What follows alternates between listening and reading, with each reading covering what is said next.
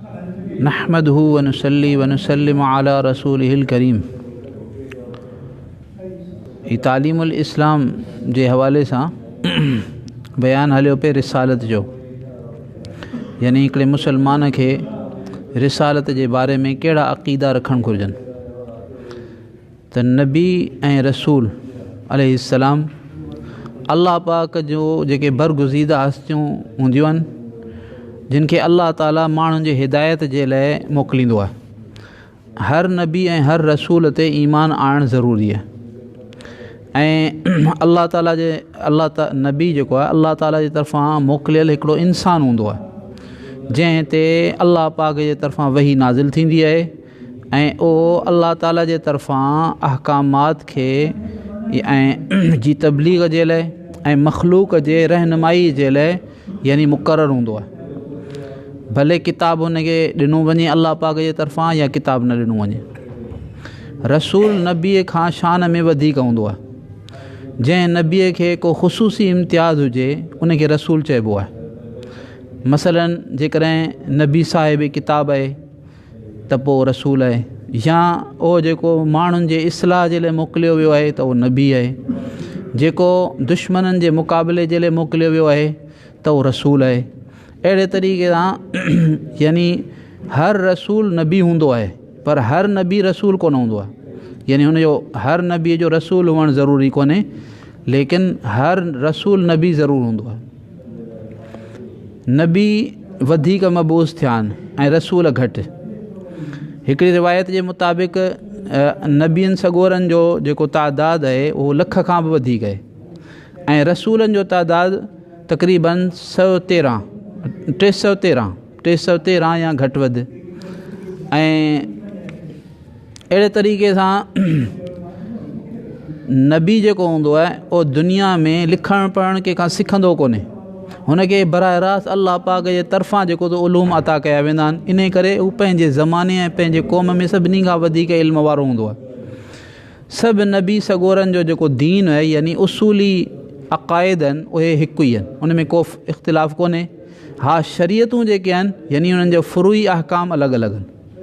हर नबी पंहिंजे नबूअत जे मक़सद में ऐं अल्लाह पाक जे तरफ़ां हुन जे मथां जेका ज़िमेदारी मुक़ररु कई वई आहे उन खे निभाइण में कामयाबु आहे। जेकॾहिं कंहिं नबीअ ते को बि शख़्स ईमान न आणे तॾहिं बि उहो नबी जेको तो कामयाबु आहे। नबीअ खां कॾहिं इश्तिहादी ग़लती थी सघे थी ऐं इहा ॻाल्हि नबूअत ऐं इस्मत जे ख़िलाफ़ु कान्हे, पर नबी कॾहिं बि जेको आहे सो इश्तिहादी ख़ता ते बरक़रार कोन रहंदो आहे। नबी ऐं रसूल जेतिरा बि मबूस थिया आहिनि उन्हनि सभिनी ते ईमान आणणु ज़रूरी आहे। जेकॾहिं को माण्हू कंहिं हिकिड़े नबीअ खे नथो मञे, बाक़ी सभिनी नबियनि खे मञे थो, त इन माण्हू जो ईमान ख़तमु थी वेंदो, इन जो ईमान न रहंदो। सभिनी नबियनि खे सभिनी रसूलनि खे मञणु फ़र्ज़ु आहे। ऐं पहिरियों नबी जेको आहे उहो हज़रत आदम अलैहिस्सलाम ऐं पहिरियों रसूल हज़रत नूह अलैहिस्सलाम। सभिनी इंसाननि मां अफ़ज़ल तरीन इंसान जेके आहिनि उहे नबी सॻोरा आहिनि ऐं सभिनी नबियनि मां अफ़ज़ल तरीन जेके आहिनि नबी उहे रसूल आहिनि। ऐं रसूलनि में वरी 5 उलुल अज़म रसूल आहिनि जेके ॿियनि रसूलनि खां वधीक फ़ज़ीलत रखनि था। उन में हज़रत नूह अलैहिस्सलाम, इब्राहीम अलैहिस्सलाम, मूसा अलैहिस्सलाम, ईसा अलैहिस्सलाम ऐं हज़रत मुहम्मद अहमद मुश्तबा सल्लल्लाहु अलैहि वसल्लम जिन्हनि। अहिड़े तरीक़े सां नबी ऐं रसूल ते ईमान आणण खां सवाइ ईमान अल्लाह पाक ते ईमान आणण बि मोतबर कोन्हे। को माण्हू चए थो आउं अल्लाह ताला खे त मञा थो पर नबीअ खे कोन थो मञा, त पोइ इन जो ईमान आहे ई कोन। अहिड़े तरीक़े सां अल्लाह ताला हर क़ौम ऐं हर इलाइक़े में नबी ऐं रसूल मोकिलिया आहिनि। का बि क़ौम ऐं को बि मुल्क अहिड़ो कोन्हे जिते अल्लाह ताला जो को नबी न आयल हुजे।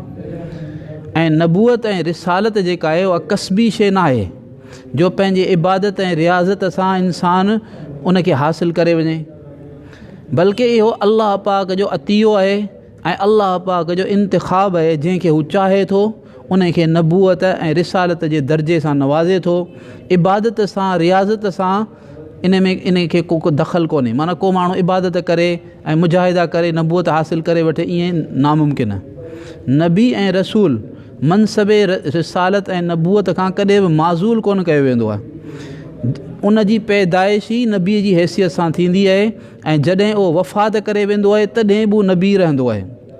अल्लाह ताला पंहिंजे इल्म मुहीत जे बुनियाद ते कंहिं अहिड़े शख़्स खे मक़ामी नबूअत खां यानी मक़ामी नबूअत कोन अता कंदो आहे जंहिं जे बारे में आईंदा उन खे माज़ूल करिणो पइजी वञे।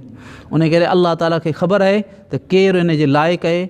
उन खे हिकिड़ो दफ़ो नबूअत मिली वई त पोइ हमेशह जे लाइ उहा नबूअत उन वटि रहंदी ऐं कॾहिं बि उहा नबूअत उन खां कान खसबी। हर नबी सचो आहे, अमानतदार आहे, जन्नत जी बिशारत ॾियण वारो, दोज़ख खां ॾिॼारण वारो हूंदो आहे ऐं आला दर्जे जे अख़लाक़ जो मालिक हूंदो आहे।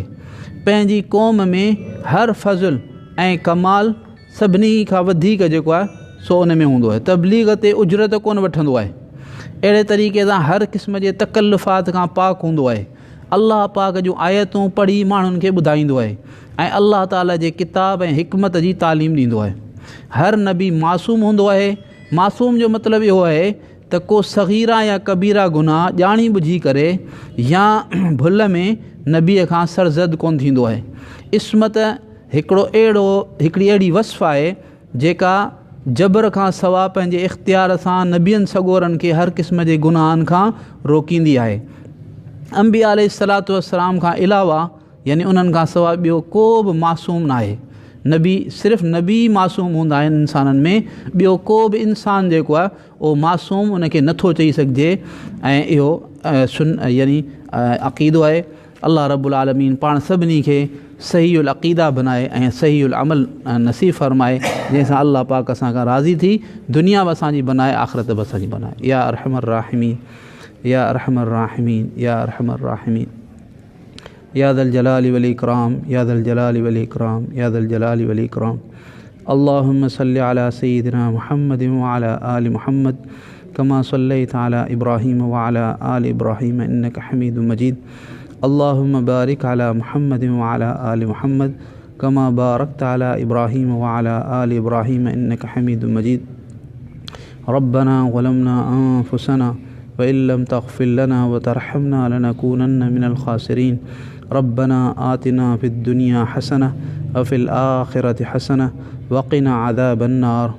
अल्लाहुम्मा इन्ना नस्अलुका मिनल खैरि कुल्लिहि आजिलिहि व आजिलिहि मा अलिमना मिन्हु मा लम नअलम व नऊज़ु बिका मिनश शर्रि कुल्लिहि आजिलिहि व आजिलिहि मा अलिमना मिन्हु मा लम नअलम व नस्अलुका मिन खैरि मा सअलका मिन्हु नबियुका मुहम्मद सल्लल्लाहु अलैहि वसल्लम व नऊज़ु बिका मिन शर्रि मा इस्तआज़ मिन्हु नबियुका मुहम्मद सल्लल्लाहु अलैहि वसल्लम व अंतल मुस्तआन व अलैकल बलाग व ला हौला व ला कुव्वता इल्ला बिल्लाह। रब्बना तक़ब्बल मिन्ना इन्नका अंतस समीउल अलीम व तुब अलैना इन्नका अंतत तव्वाबुर रहीम। व सल्लल्लाहु तआला अला हबीबिही मुहम्मद व अला आलिहि व अस्हाबिही व बारिक व सल्लिम। आमीन आमीन।